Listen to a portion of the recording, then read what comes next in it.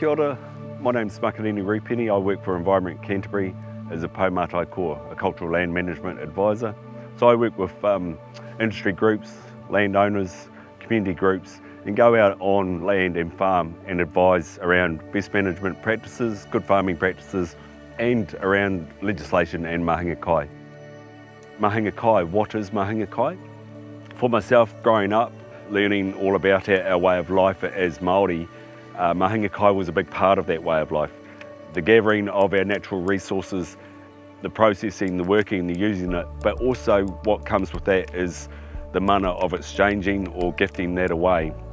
So mahinga kai is a way of living, it's a way of understanding the natural world, the environmental world, and how everything connects together.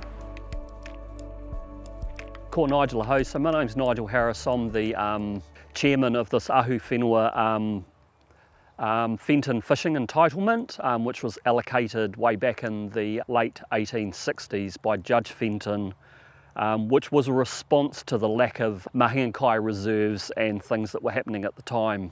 So this is a block within a series of Fenton entitlements which cover the whole of North Canterbury, one in Ōtautahi, Christchurch, as one as well down in Temuka on the mouth of the Ōpahi River. And so essentially what they were for was to give us access to our mahinga kai, as well as the right to occupy and unimpeded flow of fresh water and riparian rights as well. And so they're really important to us.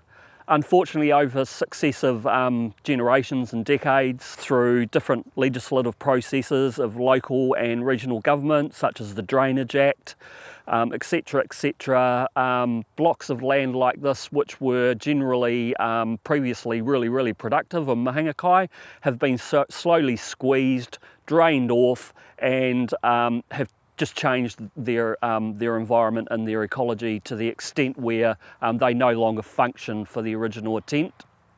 What would have been here is a whole array of not only fish life but bird life.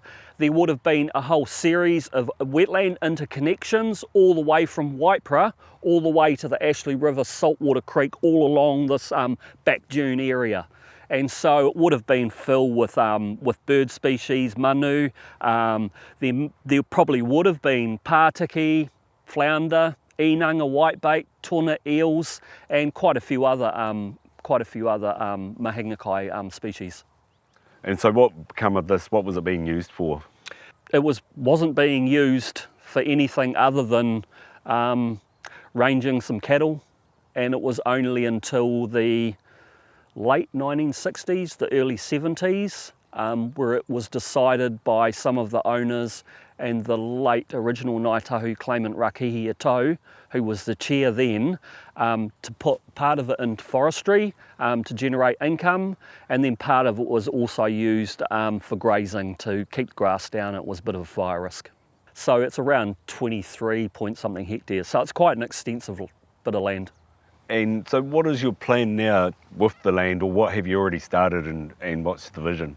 So quite a few years ago what we did is we got a full management plan written up with the help of some specialists. So what we decided to do was just chip away very slowly. So we've worked with a group called Seed New Zealand and Corrections New Zealand, and of course Canterbury University. We've put in a 4.2 kilometre predator proof fence around the area, help with predator proofing obviously, and Seed New Zealand donated 16,000 wetland plants which were planted by Corrections New Zealand this time last year, as well as we've done a seed collection. We have 60,000 different types of native plants which we've eco-sourced from the local area, which are now being grown on by Corrections New Zealand to come back here in a couple of years. A couple of the other initiatives that we're thinking about is how can we productively use some of the area for carbon crediting. We'd like to look at maybe some passive aquaculture, as well as community garden and an education centre for the whole community.